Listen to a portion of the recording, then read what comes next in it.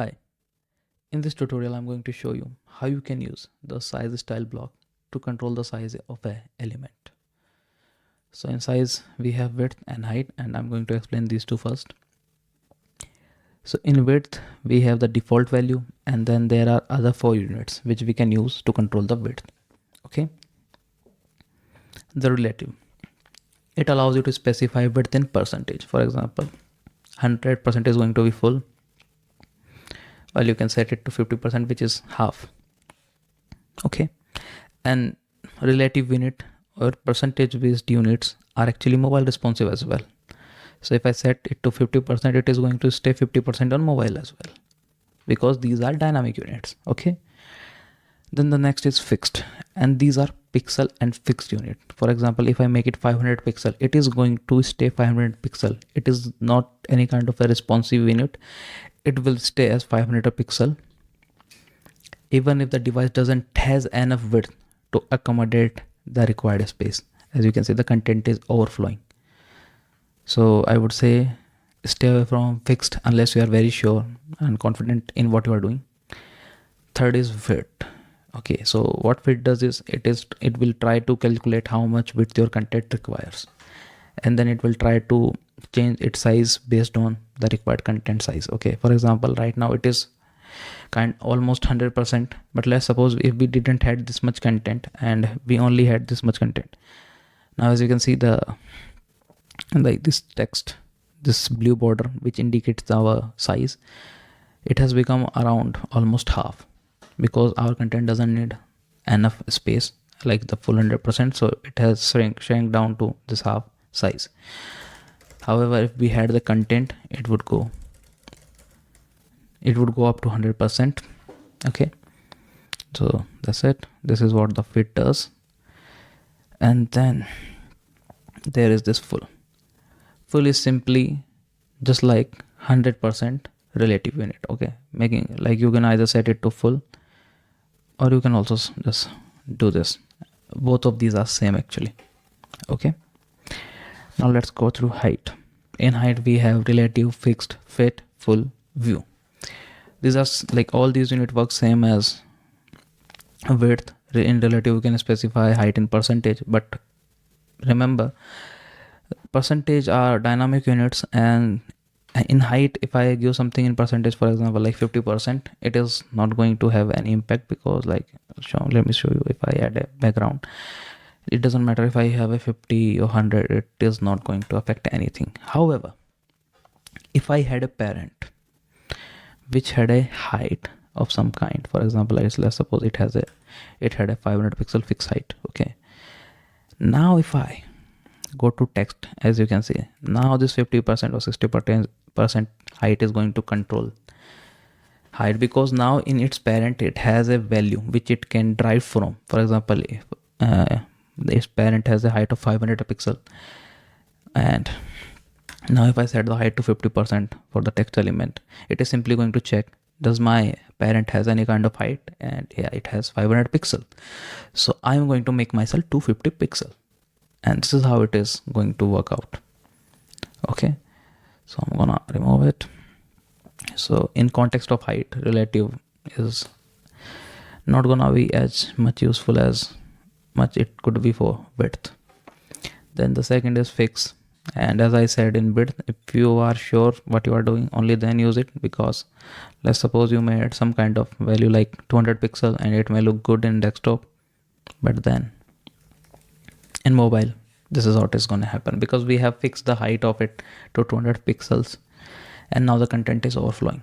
So just stay away from fix unless you are very sure what you are doing. Okay, now I'm going to just make it fit, and just like width, it is going to work based on how much height is required by the content, and it will fit according to that.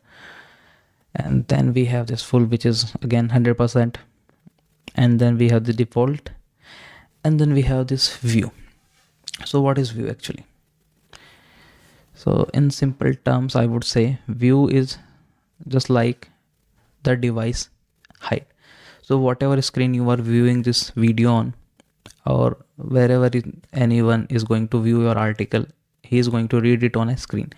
And think of this 100 VS as a size of that screen. Okay, so if that guy has 200 pixel height, okay, that is actually too small. Let's suppose he has a mobile device which has a screen size height wise of 400 pixel. So in that case, this VH100 is going to equal to 400 pixel. Okay, it is a dynamic unit. If you want, you can search on YouTube and it will be a bit more, like there are gonna be a lot more video about it. So if you wanna dive deep a bit on these values, you can Google or YouTube. I would suggest for basic users to just stick to default or fix if you ever need height or relative as well. And that's it. Now I'm gonna go to this image, or actually, you know what, let me add a column. I'm going to add a text, and then I'm gonna add a image, and then I'm going to add a text again. Okay, so now we have this image. Okay, in size we have this ratio. So what is the ratio? Like once you click the ratio, you will see this new field which allows you to control the ratio of a aspect ratio of the selected element. So in this image case, we can like either set it to square, we can also make it portrait, we can make it landscape, we can make it video or vertical video, or we can just set it to fill. Now what is fill? Fill is going to ensure that whatever available space I have width or height wise, I'm going to fill that. Okay, 1 minute. Yeah, and if you just want to remove all this, just you can simply toggle it off. Okay, and I'm gonna set the height to default just to maintain this aspect ratio. And now I'm going to delete all this text. Okay, now there are also other options. We have min width, min height, max height. So all of these values actually have some uses. So you are actually completely fine if you have like on basic uses, you won't be required to go beyond width, height and basic aspect ratios. However, if you wanna understand what each of these values allow you to do for advanced use cases, I'm going to explain. So first we have this min width. So what is min width?